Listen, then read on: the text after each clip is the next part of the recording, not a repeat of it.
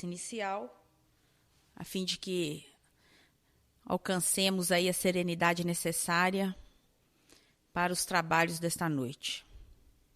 Amado Mestre Jesus, abençoa-nos nesta noite, atendendo os nossos chamados, as nossas necessidades, principalmente dentro da nossa necessidade e do nosso merecimento.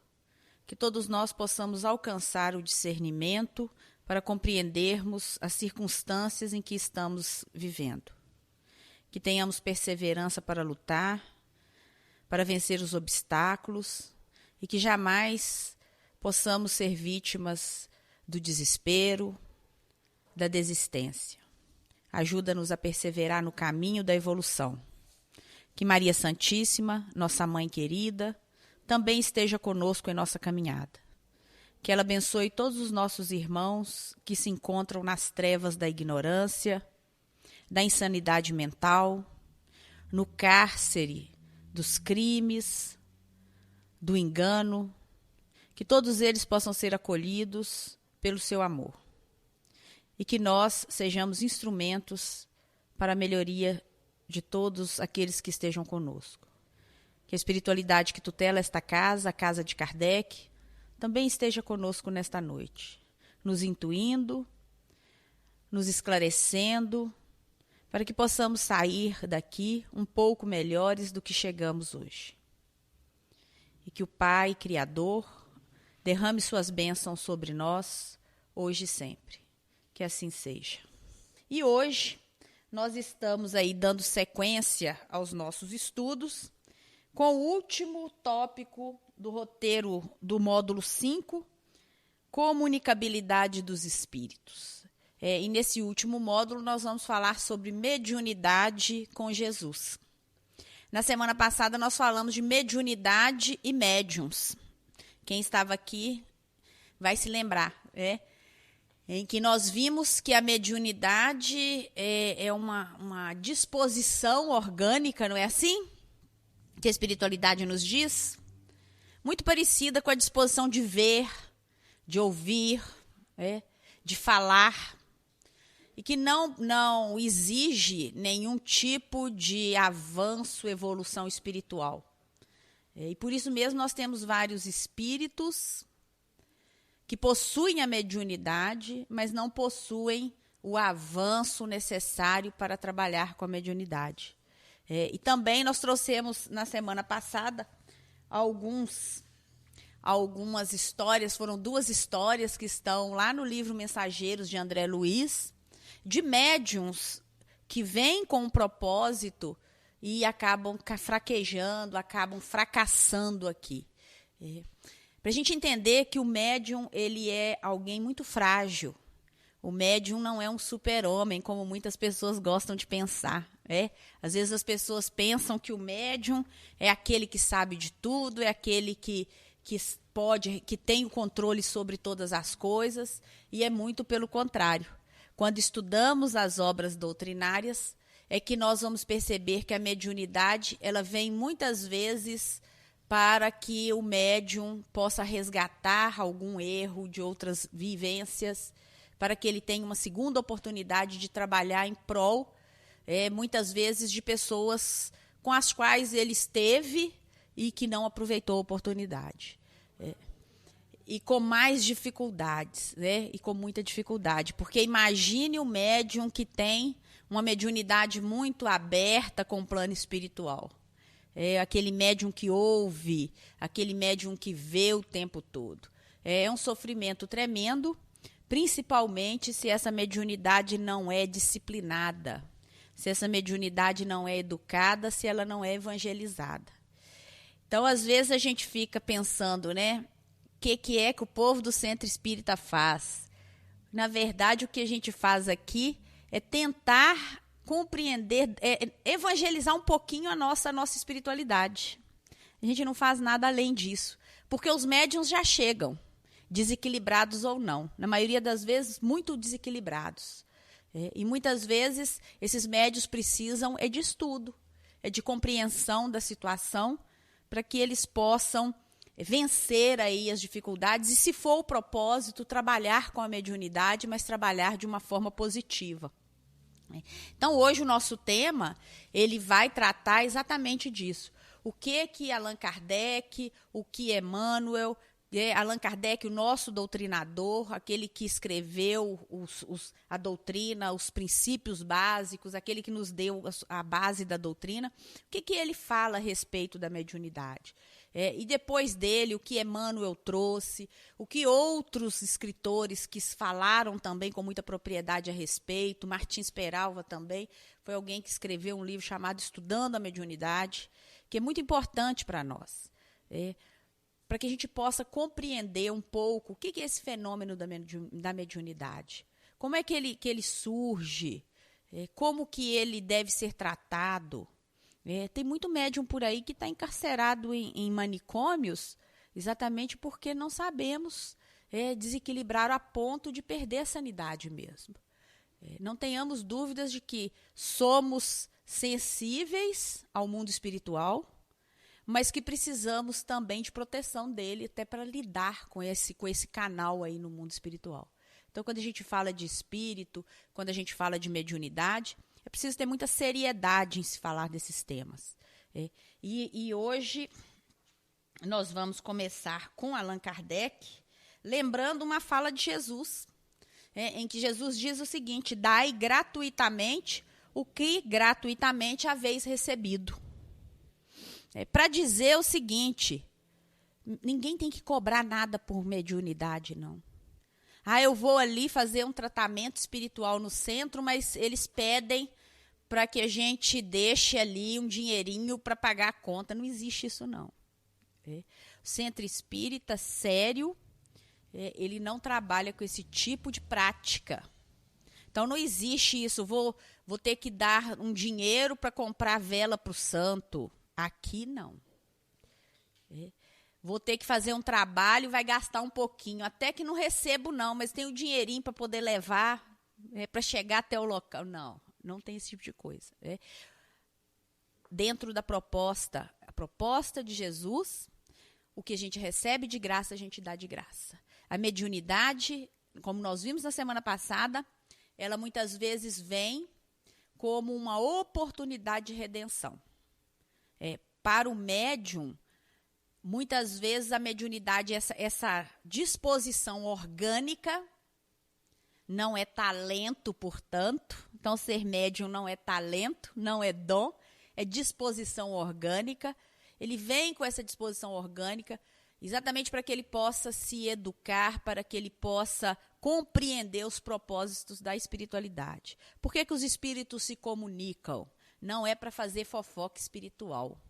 Não é para dar o número da Mega Sena, não é assim? Não é para ficar bisbilhotando a vida alheia.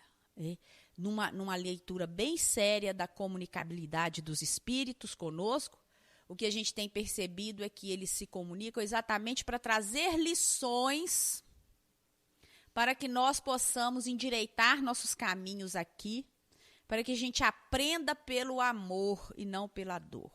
Para que a gente tenha certeza de que o túmulo não põe fim ao espírito. O túmulo põe fim à matéria, mas o espírito continua vivo. E ele desperta no plano espiritual da mesma forma como ele sai do plano físico. Às vezes até muito melhor, porque aqui muitas vezes a carne acaba virando um peso para o espírito. A carne doente é um peso para o espírito. Mas muito necessária, porque nós sabemos que estarmos vivos é uma bênção, é uma oportunidade e a gente não pode deixar de aproveitar. Então, quando Jesus diz para nós, dai de graça o que de graça recebeu, é preciso que a gente tenha muita seriedade para tratar dessa questão da mediunidade. Mediunidade não é mercadoria que se vende.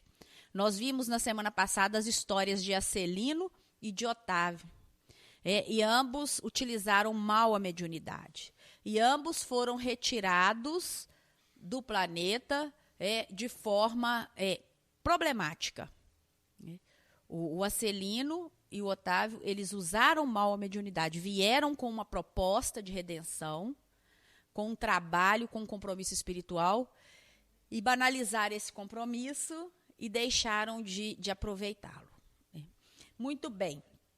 Jesus, então, quando ele diz isso aos seus discípulos, segundo Allan Kardec, com essa recomendação, ele prescreve que ninguém se faça pagar daquilo porque nada pagou. Algum médium aqui pagou alguma coisa? Eu vou comprar uma mediunidade de audição. Quanto custa? Alguém paga por isso? Claro que não. Eu quero psicografar, então eu vou pagar para ser um médium de escrita de psicografia. Isso não existe. Ninguém paga por esse tipo de disposição. Ninguém paga por isso. E por isso mesmo que nós entendemos, fazendo uma leitura do Evangelho, nós percebemos que aquilo que recebemos, nós não pagamos. Mas os discípulos eram médiuns? Alguém aqui tem dúvida com relação a isso? Jesus era um médium? Jesus foi o maior dos médiuns. Jesus impunha a mão e ele curava. Ele curava à distância. Muitos casos não era preciso nem o contato, nem a presença física com Jesus. Porque a gente sabe que Jesus, por ser o governador espiritual do planeta, a dimensão energética dele cobre todo o planeta. Então, apenas na simples sintonia, quem se lembra da história de Lívia, de Flávia, filha de Públio Lentulus, aquele senador romano, o senador esteve com Jesus por um segundo e Jesus falou para ele: quem vai curar a sua filha não é você, senador, e nem o seu orgulho, mas quem vai curar a sua filha é a fé da sua esposa e da sua serva que estão ao lado da cama da sua filha. E realmente, quando ele chega em casa, quando ele retorna em casa, o senador percebe que a filha começa a melhorar. Jesus era o maior dos médiuns. Ele conseguia movimentar com maior alcance e utilizar os recursos da mediunidade. E ele ensinou isso para os discípulos. E ele disse que um dia todos fariam o que ele estava fazendo. Ocorre que ele era um médium evangelizado. É um espírito puro, não é assim? Ninguém pode esquecer do espírito puro, não, viu? Era um espírito puro, é o espírito mais puro que esteve no planeta. Por isso ele é o caminho, ele é a verdade e é a vida. Ele é o nosso modelo. Ele veio no planeta para dizer: todos podem fazer o que eu fiz. Basta evoluir para isso. Então, mediunidade não é presente, mediunidade não é mercadoria que se compra. A mediunidade é uma disposição que, quando utilizada com o Evangelho, ela alcança muitas proporções e atinge milhões de pessoas. Basta a gente lembrar lá dos nossos santos da Igreja Católica. Quantas curas, quantos fenômenos mediúnicos, que vamos lá para observar materializações, a cura, quantas histórias aí que a nossa Igreja Católica, essa igreja tradicional que cuidou muito bem do Evangelho para todos nós, mas quantas histórias dessas são contadas e a gente fica pensando assim: isso é fora do normal? Não, isso é mediunidade. Eram espíritos com mediunidade aflorada, mediunidade ostensiva. E porque estavam sintonizados com Deus, com os propósitos evangélicos, fizeram o que fizeram e registraram a sua missão, a sua bondade na história da humanidade. Por isso que nos lembramos de todos eles com muito carinho. Mas só para a gente continuar, o que Jesus vai dizer, então ele vai dizer que ninguém deve pagar por aquilo que não pagou. Ora, o que eles haviam recebido gratuitamente era a faculdade de curar os doentes e de expulsar os demônios. Isso é, os maus espíritos. Isso também está cheio no Evangelho. Quantas vezes lá a expulsão dos demônios, dos maus espíritos. E hoje a gente já sabe, a partir do estudo, a partir das informações que vêm do plano espiritual, que não adianta falar: show Satanás, porque você tira ele daqui e vai para lá e volta depois. Não é assim? O que nós temos que fazer? Se o espírito está vinculado a mim, com certeza eu estou favorecendo esse vínculo. Com o meu comportamento, com a minha vontade de ser melhor, esse espírito também acaba se tornando melhor. Então, o nosso propósito não é expulsar, não adianta expulsar. Porque primeiro que espírito não entra no corpo de ninguém. Isso é fato, né? Não existe isso. Mas ele, quando está obsediando alguém, e isso acontece, é porque nós estamos em sintonia com ele. E se estamos em sintonia com ele, nós precisamos mudar a nossa sintonia. Nós precisamos melhorar, qualificar as nossas ações, qualificar as nossas atitudes, para que ele, espírito, que como eu, é dotado de inteligência, é dotado de livre-arbítrio, também perceba que é hora de mudar, que é hora de seguir o caminho dele, que é hora de abandonar aí os propósitos inferiores. Então, essa faculdade aí de curar e de expulsar também era muito conhecida. Esse dom Deus dera gratuitamente para o alívio dos que sofrem e como meio de propagação da fé. Jesus, pois, recomendava-lhes que não fizesse desses dons mediúnicos objeto de comércio, nem de especulação, nem meio de vida. E isso é muito sério. Ninguém paga para o outro orar por ele. Ninguém paga para o outro fazer nada por ele. A evolução ela é individual. E se eu pago para o outro, eu não estou tendo nenhum mérito nisso aí. Então, não existe comércio dos bens que recebemos de graça. E se estivermos diante disso, vamos tomar muito cuidado, viu? Porque às vezes não cobra diretamente a consulta, mas como eu já disse, cobra a vela custa R$500. Não precisa, não vou cobrar nada, mas cobro uma caixinha ali para o santo, para comprar comida para o santo que custa R$200. Vamos combinar, não há seriedade e a doutrina espírita não chancela esse tipo de comportamento. Quando chegamos à casa espírita e pedimos o passe, pedimos o tratamento, pedimos a visita, isso é um momento em que os trabalhadores da casa espírita têm a oportunidade de doar amor, de doar energias positivas. Então, as pessoas que estão lá no passe, nenhuma delas recebem nada. As pessoas que estão no tratamento, muito menos. E as pessoas que estão aqui também, muito menos. Como que a casa espírita vive? Ela vive a partir de nós, trabalhadores, que nos dividimos aí para organizar a casa espírita. Por isso que a gente não vê luxo nem ostentação nas casas espíritas. E eu espero que elas continuem assim, para que não se percam também no comércio aí e nas coisas que são desnecessárias. Muito bem. Bom, mediunidade é coisa santa. Quem vai nos lembrar disso é Allan Kardec. No Evangelho segundo o Espiritismo, ele vai dizer que mediunidade é coisa santa, que deve ser praticada santamente, religiosamente. Se há um gênero de mediunidade que requer essa condição de modo ainda mais absoluto, é mediunidade curadora. O médico dá o fruto dos seus estudos feitos à custa de sacrifícios penosos. O magnetizador dá o seu próprio fluido, por vezes até a sua saúde. Quem está na casa espírita há mais tempo sabe como que às vezes as pessoas que estão nessa prática do passe, na prática do tratamento, saem exauridos depois de trabalhar, depois de atender tantos pacientes. Porque o que eles estão fazendo ali? Eles estão doando energia. Eles estão doando bons fluidos para aqueles que estão necessitando. E muitas vezes essa troca energética pode deixar para o médium algum resquício. Por quê? Porque o médium é humano. O médium não é santo. Ele não é um profeta, ele não é um espírito ainda em alta evolução. O médium é um espírito devedor, cheio de dificuldades e que às vezes se descuida.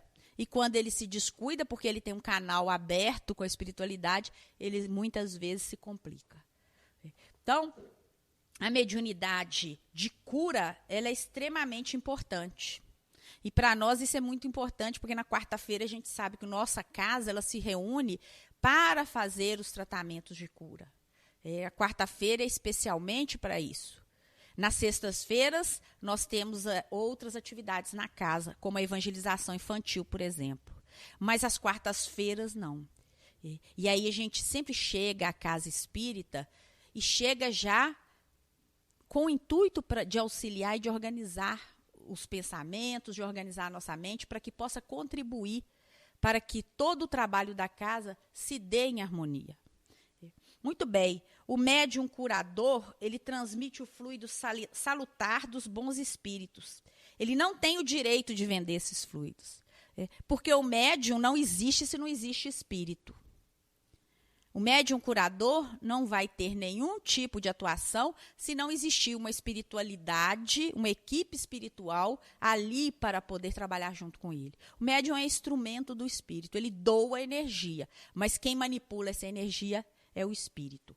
Então, Allan Kardec vai dizer o seguinte, por isso mesmo não pode vender. Você não vende o que não é seu.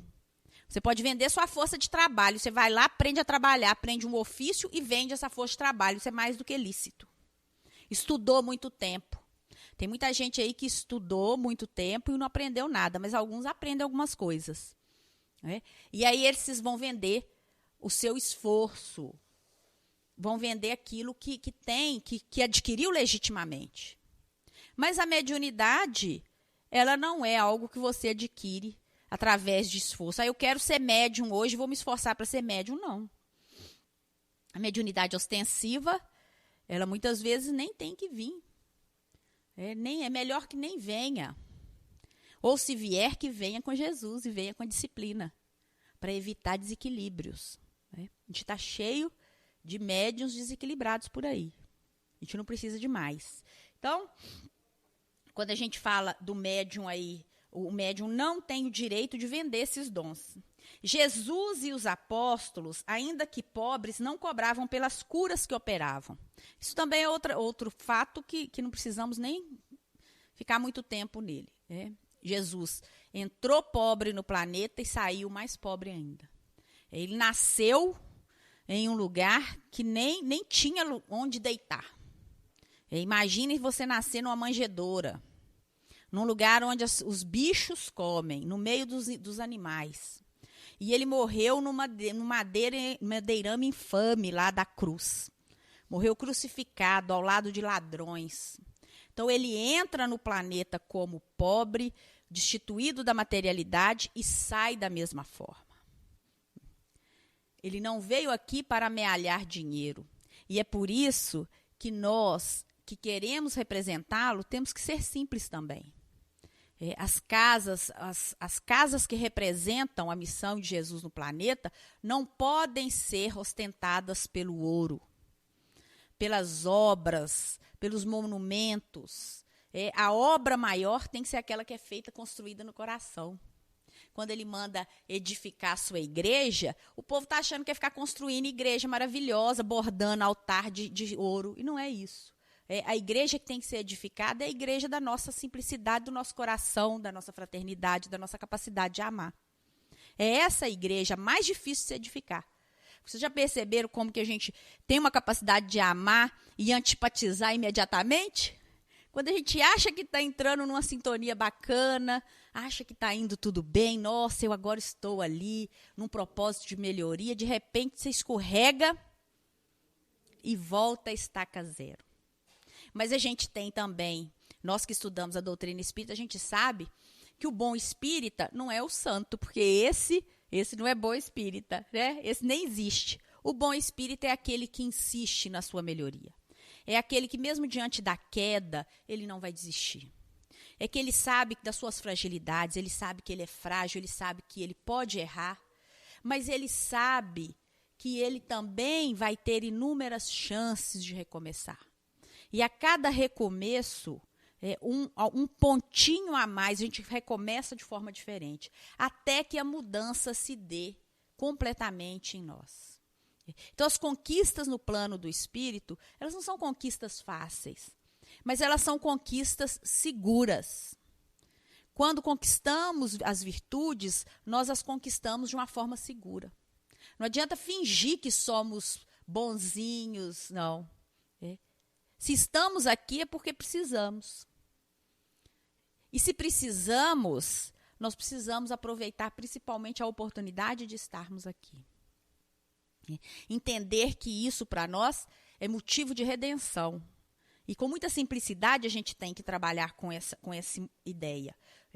Os médiuns receberam de Deus um dom gratuito, o de serem intérpretes dos espíritos para a instrução dos homens, para lhes mostrar o caminho do bem e conduzi-los à fé, não para lhes vender palavras que não lhes pertencem. A eles, médiuns, visto que não são frutos de suas concepções, nem de suas pesquisas, nem de seus trabalhos pessoais. Deus quer que a luz chegue a todos, não quer que o mais pobre fique dela privado. Tal é a razão porque a mediunidade não constitui privilégio e se encontra por toda parte. Fazê-la paga seria, pois, desviá-la de seu providencial objetivo. Então, a mediunidade ela está aí para todos, mas é preciso saber utilizá-la. É preciso que a gente utilize com os bons propósitos, de uma forma positiva, de uma forma que a gente sirva de instrumento para a melhoria do outro. Vou fazer uma mandinga para poder trazer aquele amor em 3 dias. Isso não há seriedade nisso.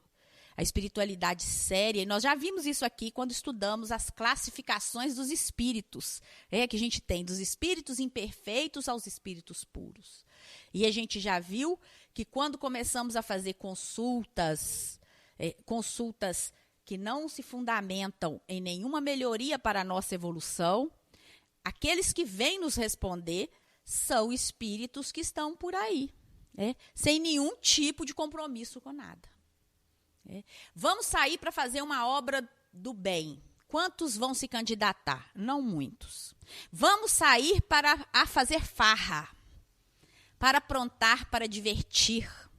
Quantos vão nos acompanhar? Milhares. Principalmente se tiver de graça, né? Se for livre. Aí que teremos muitas companhias. A espiritualidade inferior, ela está disponível. Ela está aí para poder atender aos anseios daqueles que também buscam propósitos inferiores. Então, quando evocamos espíritos, precisamos tomar muito cuidado. Precisamos tomar muito cuidado. Pode ser que você, né, e a maioria das pessoas, pode ser que não consigam muito sucesso, mas pode ser que você chame algum e consiga trazer para a sua companhia espíritos que vão te trazer algum aborrecimento. E aí, o que a doutrina espírita ensina para nós? Qual é a melhor forma de proteção? Oração. Vigiar e orar. E não foi a doutrina espírita que ensinou isso, não. Foi Jesus. É só vigiar e orar, é só ficar atento. Vamos vigiar nossos pensamentos, vamos cuidar das nossas ações, vamos procurar nos policiar, porque quando fazemos isso, nós iremos atrair uma nuvem de seguidores melhor, que esteja qualificada aí, que esteja em sintonia com os nossos propósitos. Muito bem, continuando aí. Quem conhece as condições em que os bons espíritos se comunicam, a repulsão que sente por tudo que é de interesse egoístico e sabe quão pouca coisa se faz importante para que eles se afastem, jamais poderá admitir que os espíritos superiores estejam à disposição do primeiro que apareça e os convoque a tanto por sessão. Chico Xavier usava uma expressão que era muito interessante e que até apareceu em alguns... No filme dele apareceu essa expressão. O telefone toca de lá para cá e não daqui para lá. Então, a gente não tem que ficar achando que eu quero uma psicografia hoje. Eu quero que o espírito converse comigo. Isso é infantilidade. Não conhece a espiritualidade. Os bons espíritos, eles não estão à disposição dos nossos desejos egoístas. Porque, às vezes, aquilo que você quer nesse momento é só você que quer. É apenas a expressão do seu egoísmo. E não vai contribuir em nada para o seu crescimento como ser humano, como sujeito, como espírito evangelizado. Quantas vezes que a gente quer o carro mais bonito, a casa mais luxuosa. Mas às vezes a casa mais luxuosa não é aquilo que eu necessito para a minha evolução. De vez em quando a espiritualidade manda uns apertos financeiros, né? Exatamente para ver se a gente consegue também se estruturar nessas condições. De vez em quando mandam uns sustos dentro das famílias, né? Uns descaminhos, como diz na legislação, tem uns descaminhos aí, alguns que a gente imaginava que fosse seguir determinados pontos sem nenhum tropeço, eles acabam caindo para nos dizer o seguinte: mesmo quando estamos estruturados da melhor forma possível, nós precisamos cuidar. Os nossos filhos precisam de cuidado, de atenção, de amor, porque até eles também podem tropeçar. E se eles tropeçarem, nós teremos que ser instrumentos para soerguê-los. Nós temos que contribuir para trazê-los de volta, para ajudá-los a endireitar. Mas se ele não quiser, já é um compromisso do espírito dele. Né? Já é uma situação dele. Mas nós fizemos a nossa parte. Então, a gente tem que pensar o seguinte: os espíritos bons, aqueles espíritos que vêm para nos ensinar, para nos contar histórias, as histórias que os espíritos trazem. André Luiz, depois de desencarnado, que ele conta a história de Nosso Lar e posteriormente ele narra vários, e ele escreve vários livros pelas mãos de Chico Xavier. Aquilo não é para fazer fofoca do mundo espiritual, mas é para nos dizer como a mediunidade é santa e como ela pode nos auxiliar. O quanto é importante para nós, espíritos encarnados, sabermos que o que fazemos aqui tem repercussão em outros momentos da nossa vida.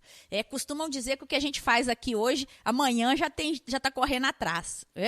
Amanhã mesmo as respostas já vêm. Isso realmente tem acontecido, ocorre muito. Mas nós não podemos esquecer que, como espíritos, nós também estamos construindo para outros momentos. Jesus mesmo falou que o reino dele não era desse mundo. Ele mesmo não construiu nada para esse mundo e não nos ensinou a construir nada para esse mundo. Todas as palavras dele eram remetidas ao mundo futuro. Isso não significa que a gente tem que cruzar os braços, então, e ficar quietos, já que não é nada para esse mundo, então não quero fazer mais nada, porque eu vou guardar o outro mundo, não. Porque a gente sabe que o mal é a ausência do bem. E se eu estou de braços cruzados, eu estou com a ausência de bem, de prática do bem. Para nos dizer o seguinte: precisamos lutar sim. Precisamos continuar acreditando. Precisamos continuar vivendo. E precisamos agradecer cada instante da nossa vida. Cada oportunidade, cada tropeço, cada caminho que às vezes a gente acha que não foi bem trilhado, foi uma oportunidade. E é nos desafios que a gente vai construindo aí para o futuro. Muito bem, então, sabendo que os espíritos não virão para nossos interesses egoístas, Allan Kardec vai nos ensinar que médiuns interesseiros não são apenas os que, porventura, exijam uma contribuição fixa. O interesse nem sempre se traduz pela esperança de um ganho material, mas também pelas ambições de toda sorte, pelas quais se fundem esperanças pessoais. É esse um dos defeitos de que os espíritos zombeteiros sabem muito bem tirar partido e de que se aproveitam com uma habilidade e uma astúcia verdadeiramente notável, embalando com falaciosas ilusões os que desse modo se lhe colocam sob dependência. Em resumo, a mediunidade é uma faculdade concedida para o bem. E os bons espíritos se afastam de quem pretenda fazer dela um degrau para chegar ao que quer que seja, que não corresponda às vistas da providência. Então, a mediunidade é para a construção do bem. Eu quero ir ali porque tem uma moça que benze e ela tem uma oração muito forte. Vá lá. Vá sim, não deixe de ir, não. Se ela estiver falando, orando em nome de Deus, em nome de Jesus, não tenha medo, não. Agora, se a oração dela tiver uma retribuição monetária ou se criar um vínculo de dependência, cuidado. Cuidado. Porque o que é dado de graça tem que ser dado de graça. E mediunidade tem que ser utilizada para os bons espíritos como degrau para se chegar ao bem, e não o contrário. Porque senão a gente vira refém ou vira isca fácil para os espíritos zombeteiros, aqueles espíritos que estão aí só esperando, porque eles ficam felizes quando nos veem sofrer. São espíritos que vão crescer, que vão evoluir, que vão progredir. Mas nesse momento espiritual desses irmãozinhos que estão aí na ignorância, eles estão felizes em nos verem sofrer. Então, nós não podemos abrir oportunidade para que isso aconteça. Muito bem. A par da questão moral, apresenta-se uma consideração efetiva não menos importante, que entende com a natureza mesma da faculdade. A mediunidade séria não pode ser, e não é, e não, em momento algum, pode ser uma profissão. Qual que é a sua profissão? Eu sou médium, eu curo, eu fico lá só curando o povo. Isso não é profissão. Profissão é vendedor, motorista, isso é profissão. A profissão de médium, ela exige, para ser profissional, você precisa de retribuição monetária. Isso não pode ser profissão. Se eu dou de graça o que eu recebo de graça, então eu tenho que ter outra profissão. E eu trabalho, vou doar o meu tempo para outros propósitos, mas não para obtenção de benefícios. Então, outro ponto que é muito importante que Allan Kardec deixa para nós, olha, não é só vínculo material. Às vezes existe o vínculo emocional. Aquele que levanta de manhã e tem que ligar para o guru para saber como é que vai ser a semana. Vou fechar um negócio, mas eu tenho que consultar o meu conselheiro. Claro que isso é totalmente oposto a essa proposta aí da mediunidade com Jesus. Muito bem. A mediunidade é uma faculdade essencialmente móvel, fugidia e mutável. Ninguém, pois, pode contar com mediunidade. Isso aí é outro ponto que Allan Kardec fala muito. Você, às vezes, pode ter assistência de um espírito bom, de um espírito sério. Mas se você banalizar essa assistência, se você não tratar isso com a seriedade que realmente deve ser tratado, você pode perder a assistência do espírito bom. Mas como você tem uma disposição orgânica para a mediunidade, a casa aberta, ela vai receber outros habitantes, não vai? Só que agora é qualquer um. Ela pode receber qualquer um. E a gente sabe que os espíritos falseadores, os que enganam, eles possuem linguagens que às vezes confundem os desavisados. Então a gente precisa tomar muito cuidado com relação a isso. Mediunidade, quando usada de forma equivocada, ela coloca em risco o médium. Ela coloca em risco o médium porque os espíritos, as assistências positivas, os espíritos bons, vão deixar de cuidar daquele médium, de estar presente nos trabalhos daquele médium. E vão abrir campo e vão deixar campo aberto para os espíritos zombeteiros, para os pseudo-sábios, para aqueles que virão aí para criar atritos na vida do médium e na vida daqueles que estão ali vinculados ao médium. A mediunidade, porém, não é uma arte nem um talento. Ela não existe sem um concurso dos espíritos. Isso também a gente já falou bastante aqui, né? Não haverá no mundo um único médium capaz de garantir a obtenção de qualquer fenômeno espírita em um dado instante. Também já falamos isso aqui. Allan Kardec vai dizer o seguinte, vamos lá para ver as mesas do centro girar. Não vai não, porque se girar, não vai ser bom não. Por quê? Porque o médium não garante os fenômenos. Os fenômenos vêm, a comunicação vem no momento em que a espiritualidade entender que é necessário. Se for necessário e se for do merecimento, ela virá. Se não for, vamos nos conformar e vamos trabalhar mais. É indicativa de que a gente tem que se dedicar mais um pouco, não é assim? Para quem sabe um dia a gente receber mais um pouco. Muito bem. Todos os homens têm o seu grau de mediunidade. Isso também a gente já falou isso em alguns momentos. Todos são médiuns? Todos são médiuns. Mas existe a mediunidade ostensiva. E existe a mediunidade intuitiva, aquela em que você tem uma intuição, tem um lapso, é uma mediunidade mais discreta, que é a maioria de nós. A mediunidade ostensiva, ela é mais rara. E à medida que ela vai se apurando, ainda é mais difícil de ser encontrada. Mas ela existe, e todos nós podemos ser aí médiuns, e podemos utilizar a nossa mediunidade, que é aquele nosso sentimento, que é aquela nossa sensação, que é aquele nosso ouvir o Deus que habita em nós. Ouvir a voz do nosso espírito, ouvir a sensibilidade dos nossos corações. É essa que é a mediunidade que a maioria de nós tem. É essa mediunidade que a gente tem que usar. Depende, né? Depende. O médium intuitivo, ele pode se tornar ostensivo? Depende. Isso vai variar muito, principalmente porque a mediunidade, se ela é uma disposição, ela precisa ser treinada. O cantor, para cantar bem, ele tem que treinar a voz.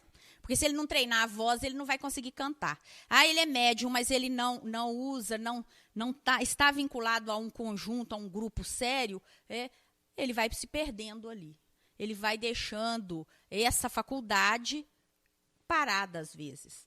E dependendo do grau, isso pode gerar problemas. Ou não. Pode gerar problema. Então, a gente precisa estudar a mediunidade, estudar nós mesmos. A gente não precisa ficar querendo pensar o que não existe. A mediunidade, ela não está fora de nós, ela está em nós. É estudar as nossas sensações. Como que nós nos comportamos diante das questões?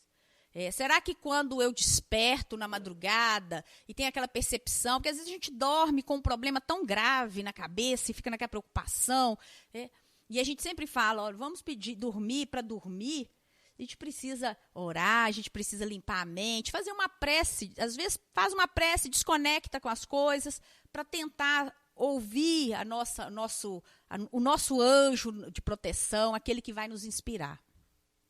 E às vezes ele fala conosco sim.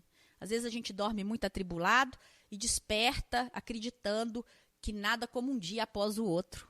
Que tudo vai passar, não é assim? Que os problemas não são tão grandes como estamos visualizando. Às vezes desperta com a solução, vai depender do nosso merecimento.